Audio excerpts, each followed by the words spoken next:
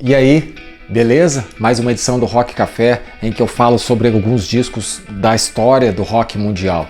Hoje é esse aqui, ó, Rod Stewart, de 1986.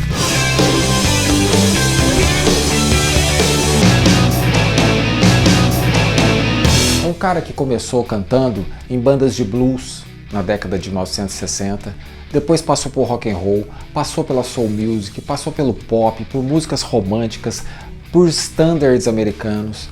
Ele é um grande músico, é um dos maiores cantores, um dos maiores showman que o mundo tem até hoje. Tá vivo, tá firme, com mais de 70 anos e tá fazendo show com uma energia impressionante, o grande Roderick Dave Stewart. Ele começou no Jeff Beck Group, que era a banda sensacional do grande Jeff Beck, o guitarrista.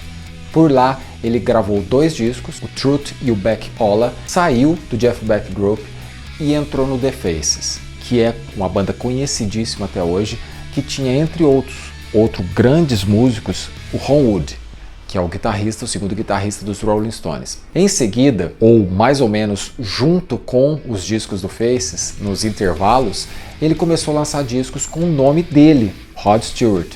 Discos de sucesso enormes na Europa, nos Estados Unidos e consequentemente no resto do mundo. Ele começou ali fazendo rock and roll, basicão, clássico, foi indo, logo ele começou a pôr baladas no meio dos discos de rock, baladas que ficaram conhecidíssimas como Sailing, e foi em frente. Foi caminhando, saiu do The Faces, na carreira da solo, ele foi crescendo, até chegar no final da década de 1970, quando explodiu a disco music no mundo. E aí ele lançou um disco sensacional, junto com Carmine Appice na bateria, que era um dos bateristas mais cobiçados de estúdio, e lançou uma música que foi influenciada, por incrível que pareça, por Taj Mahal, do Jorge Ben.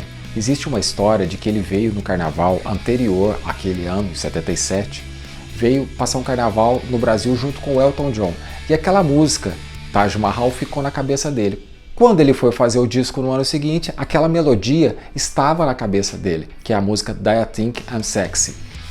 E sofreu um processo do Jorge Ben, perdeu o processo, acabou dando uma música qualquer, uma música fraca, inclusive, ruim, do disco seguinte, aquele, para o Jorge Ben, pagou uma multa e seguiu em frente, com uma música que faz sucesso até hoje. Aí na década de 80 ele já entrou bem mais pop, após essa época da disco music. Até chegar em 1986, que é esse disco aqui, que é um dos de maior sucesso dele, um dos que mais venderam e continuam vendendo. Ele é chamado meio assim como Rod Stewart, o disco, que é um disco homônimo, e às vezes ele é chamado como Every Beat of My Heart, que é uma das músicas mais famosas desse disco, junto com Love Touch, que era da trilha sonora do filme Legal Eagles. Rod Stewart é um cara que tem, entre outros recordes, o de maior público do mundo. Tá no Guinness Records, no Réveillon de Copacabana. Ele conseguiu atingir milhões de pessoas, tá certo que é um evento gratuito, mas ele conseguiu um público maior que do Rolling Stones, numa outra edição do Réveillon de Copacabana. Eu gosto muito do Rod Stewart, eu tenho os LPs dele, tenho os CDs, é um dos cantores solo que eu mais gosto, é um dos cantores solo que eu mais escuto até hoje, em todas as fases, a fase rock and roll, a fase blues, a fase soul, a fase pop.